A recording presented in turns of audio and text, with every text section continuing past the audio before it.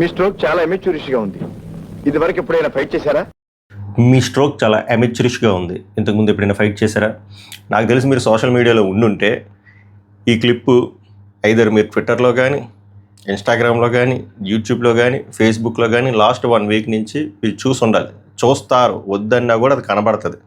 ఎందుకంటే అదొక అల్గారిథం, అదొక ఆర్గనైజ్డ్ పిఆర్ థింగ్. సో దీనివల్ల నీకు వచ్చిన సమస్య ఏంటంటే అంటే ఇదే క్లిప్పు ఇదే థింగ్ కొరియన్ కనకరాజు మూవీలో సత్య ఇమిటేట్ చేస్తాడు. సో దానివల్ల ఒక పెద్ద కాంట్రవర్సీ క్రియేట్ అయింది. కానీ మూవీ టీంకి కావాల్సింది కూడా అదే మనం మాట్లాడుకుందాం. అసలు ఇది ఆర్గానిక్గా క్రియేట్ అయిందా, లేకపోతే దీని వెనక ఏమైనా పిఆర్ గేమ్ ఉందా అంటే దీని వెనక చాలా పెద్ద పిఆర్ గేమ్ ఉంది. అది తెలియక పాపం మన టీఎఫ్ఐ యువత కొట్టుకు సాస్తున్నారు. మీరు అనవసరంగా కొట్టుకు సావద్దు. వాళ్ళకి కావాల్సింది మీరు కొట్టుకు సావాలి, ఆ సినిమాకి మైలేజ్ కావాలి. మైలేజ్ కావాలి అంటే ఒక ఆర్గనైజ్డ్ వేలో వెళ్ళాలి, ఒక పాజిటివ్ వేలో వెళ్ళాలి, ఒక పాజిటివ్ పిఆర్ చేయాలి. కానీ ఇలా కొట్టుకొని అది కరెక్ట్ కాదు. సో దాని గురించి ఎక్స్ప్లెయిన్ చేయడానికి ఈ వీడియో. అలాగే మూవీ నేను చూడడం జరిగింది, నాకేమనిపించిందో కూడా తెలియజేస్తాను. So welcome to my reviews. My name is Pavan. Video నచ్చితే లైక్ చేయండి, షేర్ చేయండి, సబ్స్క్రైబ్ చేయండి. ఇంకా నచ్చితే హై పాయింట్స్ ఉంటే ఇవ్వండి.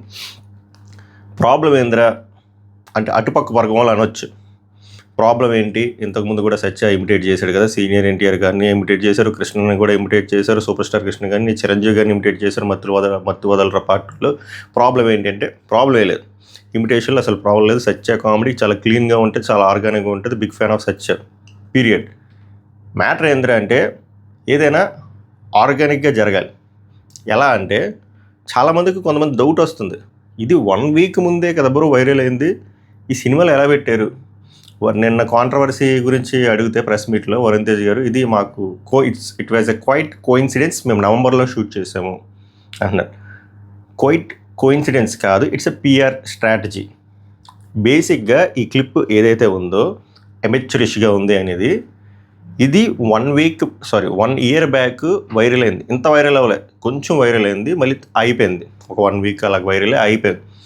అప్పుడు ఎందుకు వైరల్ అయిందిరా అంటే అప్పుడు ఆర్గానిక్గా వైరల్ అయింది. ఎవడికో తగిలింది, వేసారు మీమ్ టెంప్లెట్లు, తర్వాత చల్లారిపోయింది. వీళ్ళు అది గ్రాస్ప్ చేశారు, కొరియన్ కనకరాజు మూవీ వాళ్ళు గ్రాస్ప్ చేసి ఆ కాన్సెప్ట్ వాడుకున్నారు. అది ఇమిటేట్ చేశారు, ట్రోల్ చేయలేదు. ఆయన చెప్పినట్టు ట్రోల్ చేయలేదు. There is a difference. Imitation వేరు, ట్రోల్ చేయరు. అక్కడ ఇమిటేషనే చేశారు. సినిమాలో పండింది కూడా బాగా, ఆ సీన్ బాగా పండింది. సో వీళ్ళు ఈయన చెప్పినట్టే అది నవంబర్లోనే షూట్ చేసి ఉంటారు. ఎందుకంటే ఇది 1 వీక్ బ్యాక్ ట్రెండింగ్ అయినప్పుడు ఆబ్వియస్గా కష్టం ప్రొడక్షన్లో అంత ఇన్సెట్ చేయడం. కానీ ఇప్పుడు ఎలా ట్రెండ్ అయిందిరా అంటే వీళ్ళకి తెలుసు 1 ఇయర్ బ్యాక్ ఇది వైరల్ అయింది, దీన్ని మళ్ళీ మనం లేపుదాం. సో దాన్ని మనం రీక్రియేట్ చేద్దాం. రీక్రియేట్ చేసిన తర్వాత సినిమాకి ఎలాగో అంత బజ్జు ఉండదని వాళ్ళకి తెలుసు. ఎందుకంటే డైరెక్టర్ ఫ్లాపుల్లో ఉన్నాడు, హీరో ఫ్లాపుల్లో ఉన్నారు, అసలు ఏం లేదు బజ్జు, ఎక్సెప్ట్ సత్య ఉన్నాడని ఒక సాఫ్ట్ కార్నర్ తప్ప. సో వీళ్ళు పిఆర్, ప్రతి మూవీస్కి పిఆర్ ఉంటుంది.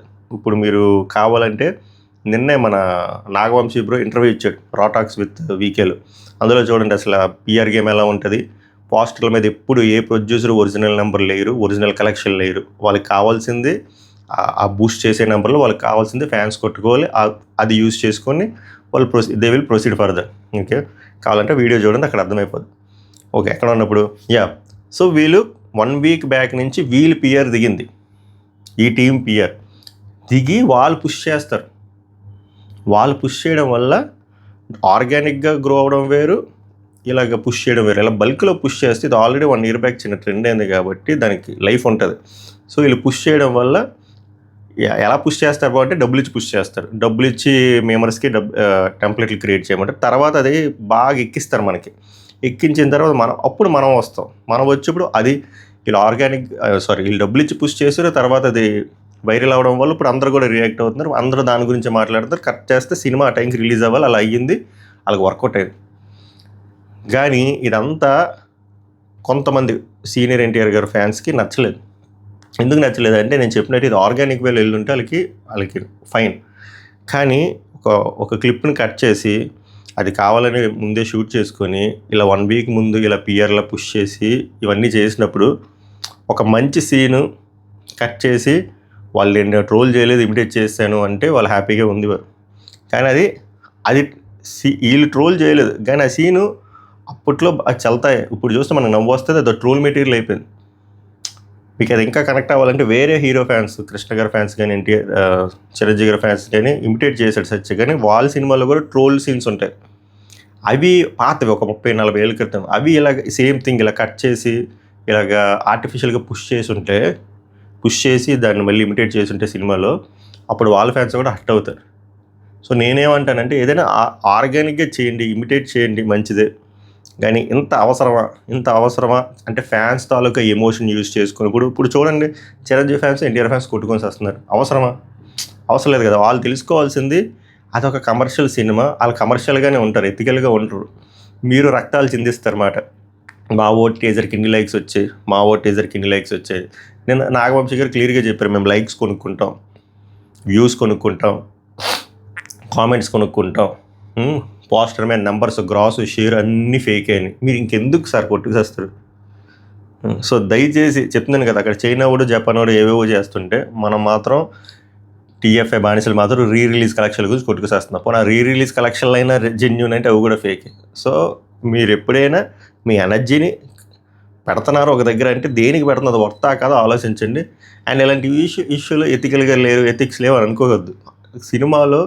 సినిమా ప్రొడ్యూసర్లు కానీ సినిమా టీం కానీ ఎథికల్గా ఉంటారు, వాళ్ళు కమర్షియల్గానే ఉంటారు. వాళ్ళు సినిమాని ఎలాగైనా ప్రోడక్ట్ని ముందుకు తీసుకెళ్లాలనే చూస్తారు. మేబీ నేను ఒకవేళ టీంలో ఉంటే అలానే ఉంటానేమో, నాకు తెలియదు. ఇటు సైడ్ ఉన్నాను కాబట్టి నాకు ఓకే అది పిఆర్ అని అంతా అనిపిస్తుంది. నాకు ఆ కాన్సెప్ట్ అంతా అర్థమైనా అంత అవసరం లేదనిపించింది. 1 year స్కెచ్, ఒక ట్రోల్ సీన్ కట్ చేసి దాన్ని ఆర్టిఫిషియల్గా పుష్ చేసేది, అది ఓవరాల్గా దీనికి రిలేటెడ్ కాంట్రవర్సీ. ఐ హోప్ మీకు అర్థమైంది అనుకున్నా. సో పిఆర్ గేమ్ ఇలానే ఉంటుంది. ఈ సినిమాలో ఈ క్లిప్పు జస్ట్ ఎగ్జాంపుల్, ప్రతి సినిమాలో ఇదే ఉంటుంది. సో మీరు అది మనసుకు తీసుకొని కొట్టుకొని సావద్దు దయచేసి. సినిమా ఎలా ఉందిరా అంటే నేను జెన్యున్గా చెప్తున్నా, సినిమా నాకు అంత ఎక్కలేదు. It's a below average movie.